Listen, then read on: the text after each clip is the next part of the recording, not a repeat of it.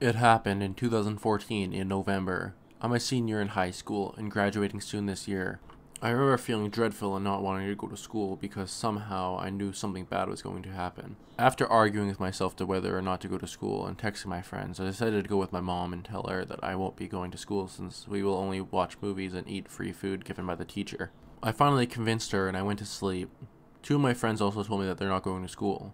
Then I received a text message from my dad and friends that came from the school. It says the school is in lockdown. All students and staff are to remain inside the class. The police are on their way. A student is allegedly threatening all the staff with a weapon in hand. This is normal for me. The school lockdowns when there's trouble. It happens twice in 5 years. At first, my school wasn't as bad as it is right now. We had a student council and we look up to them as they regulate school rules and always are the one to stop the fights or anything that will harm the students. That was in 2011 and 2012 when the seniors who were all part of the student council graduated. Everything went bad. As in bad, my school was suddenly reported for drug deals, fights inside the school. My school was wanting to fight other school and bomb threats. I can recall events where police was escorting a student a year below mine. I was on year 10. So this wasn't anything that surprising, except the last sentence. I read it again and again to make sure I'm reading it all right. And I was. The next day my friends who were at school told me what happened. Apparently a guy who's 6 foot tall went on a rampage when a teacher told him off for not doing his work and not graduating. The creepy thing though was that he's in the same year as me. I often see him in school and he looks harmless. He broke the school windows in the 700 block, went to the cooking class and grabbed a kitchen knife as a weapon and threatened everyone that he will kill them. They called the police and made the students go to their classes and remain in class until the police gets into the school. Fortunately, they were brave students and knew how to defend themselves and decided to imprison the student into a closet taller than him. A student kicked the knife away from his hand and they pushed him into the closet and locked him in until the police arrived. I don't know what happened after that. There are rumors that he was put in jail, suspended, expelled, and went to another school. It was a good thing I wasn't there. Many times my instinct has saved me from danger, and this was one of those times I won't forget. Too lucky, who's as tall as a bamboo? Let's never meet again. Let's never meet again. If you were in school any time from the 1990s onwards, the chances that you at least experienced a lockdown drill are extremely high. Maybe even an actual lockdown. Obviously not all of them end in tragedies. Schools can go into lockdown because of a crime committed nearby, or because some parent forgot to wear their visitor badge, or for any reasons. Most of which don't have much to do with an actual legitimate threat to students, but better safe than sorry, right? I went to school in a post-Columbine world. Lockdowns are always taken very serious, despite the fact that we live in a fairly rural area where most people knew each other. There were regular petitions to allow teachers to carry guns in school. Who knew how long it would take for police to arrive? If something were ever to happen, but I'm obviously not on the side of Reddit debate gun control, so I'll get to the point. Most lockdowns are drills, so I'm going to tell you about one that was not. I've always been a pretty nervous, paranoid person. For example, throughout middle and high school, I despised being in the cafeteria because I always seemed to get stuck sitting in some corner nowhere near an exit. It made me anxious, realizing just how much distance I'd have to cross to get out. Even if something as innocent as a food fight broke out in upstairs classrooms, occasionally I glance out windows and ponder where or not to drop what might kill me. Or if I'd make it out with just a broken arm or leg. In downstairs classrooms, I tended to sit near windows, unless forced to sit somewhere else. But like most routines, after enough repetition, you can get used to almost everything. If you work in a school, you probably know that this is like the back of your hand. In the event of a lockdown, teachers are supposed to lock the doors, turn out the lights, and herd the students to a part of the class that cannot be seen from the window panel. From the door. This always seemed like a bit ridiculous to me. I once had an English class in a room where the only spot that you could not see people from was the door. Ironically, right beside the door.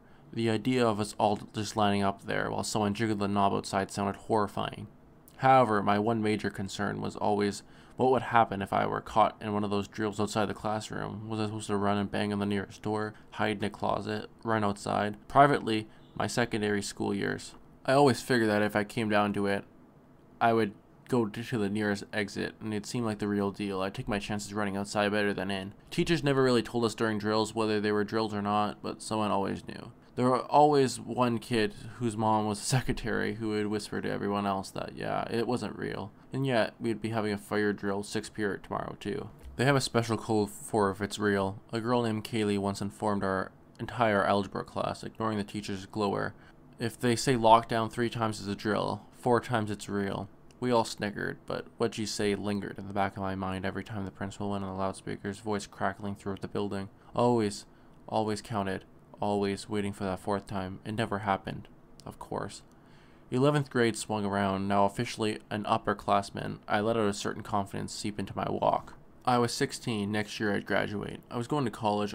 I partially owned this dump. I'd see everyone I hated working at McDonald's. You know, the usual 16-year-old spiel. I no longer felt the need to rush into first period as if I were being pursued by wolves. Instead, I lingered in the hallway with other relaxed juniors and seniors, made fun of confused freshmen, and actually made eye contact with teachers. This newfound skip in my step was what led me to cutting the first period bell very close, as I wiped at my shirt with a wet paper towel in the bathroom. Someone had tripped on the bus and gotten what I prayed was iced coffee on it. The stain did not look like it was coming out, and I hadn't bought a jacket. I grew and balled up the paper towel and chucked it at the garbage can. I missed. As I knelt down to pick it up, through the thick bathroom walls I heard the distant crackle of the loudspeaker. Were they starting morning announcements earlier this year? Maybe someone had parked in the teacher spot again. Lockdown, lockdown, lockdown, lockdown. I was more caught off guard by the fact that it sounded like a secretary was making the announcement more than anything else. Only after a moment or two did it sink in. This wasn't a drill. I stood there, completely motionless, wondering what the hell I was supposed to do. Finally, I lunged towards the door and yanked it open, peering out into the hall. Every door was shut. I was on the second floor. I thought I heard distant yelling from below. My panic began to settle in, a little slow. Cold fear that pulled into the pit of my stomach and spiraled down my legs. I darted back into the bathroom, trying to rationalize things to myself. Maybe I'd misheard it, and it was just a drill. I tried to remember how the woman on the loudspeaker had sounded. Had she been frightened, forced, calm? I didn't know. The not knowing was the worst part. The police had to be on their way. It was real, I assured myself. So long as I stayed put, everything would be fine. What potential school shooter was going to check the bathroom, that said? I ran to the last stall, the one for the people with the wheelchairs, and scrabbled onto the toilet. Should I lock the stall door? No, there was no point. If they did come in, it would be obvious someone was in there. What if they somehow saw me through the small space in the door? Could I somehow wiggle on the ground to the next stall, evading them? By this point, I was slightly hysterical, but I knew in the back of my mind, like you always know in these situations, if they did come in here, I would probably die. Ridiculously enough, I was preparing my last lines. What would I say? Should I plead with them? What if it was someone I knew? Maybe I could talk them down. But I couldn't even convince myself, never mind somebody already homicidal. Should I try to be a hero and go for the gun? Right, and get shot in the face? Perhaps I could stall them. I started to laugh. I didn't know why. I was shaking, crouched on a grimy public high school toilet seat, literally laughing about my potty humor. My manic chuckles faded into harsh breathing, and I concentrated on my knees. I told myself I wouldn't look up, no matter what. I thought I heard a loud noise from down the hall and flinched, although I had no idea what it had been. I tried to still my breathing and only succeeded in feeling faint, and then I heard it. Footsteps. I was sure of it. Maybe it was a cop, I told myself weakly. The footsteps drew nearer, echoing hollowly on the tiled floor of the school. I hadn't been raised to be particularly religionist. Right then and there, I started to make bargains. I didn't care if I got shot, so long as it didn't kill me or paralyze me. Actually, that might be worse. I just wanted to go home. If whoever was in charge of this shit just made sure I got home, I'd do whatever the hell they told me to do for the rest of my life. Maybe they didn't have a gun. Maybe it was a knife. Maybe I could get it out with a few nasty scars and a story. The door opened, and I went blank. I'm not sure how to describe it. I was there, and yet not there at all. I felt completely removed from the entire event. I was in the stall. Yeah, but I also wasn't. Like, maybe it didn't really matter that much either way. Like, I was beyond all of it. For a fleeting second, I wondered if I'd collapse and die of fright. I knew there was someone there, or something. I heard them. The first stall swung open with a groan. As to the second, I tried to close my eyes and fine. I couldn't. My eyelids refused to cooperate. Third stall, I was convinced. I heard them breathing. I wondered what they were thinking. Were they excited? Could they hear my breathing? God. I thought, don't let it be someone I know. Fourth stall. The loudspeaker crackled on. The lockdown was now completed, students and staff. Thank you for your cooperation. I heard them pause, and I heard them leave the bathroom. Door swinging quietly shut behind them. I didn't leave that stall for another 5 minutes. My first period teacher was very annoyed. I didn't really care. I told him what had happened. He called the vice principal down. I told her what had happened. She seemed skeptical. I never heard any more about it. There was no evidence of anyone ever going in that bathroom during the lockdown, aside from what I claimed. But someone had been in there with me, and they'd been so close to finding me. Of that I was certain. It hadn't have been a drill.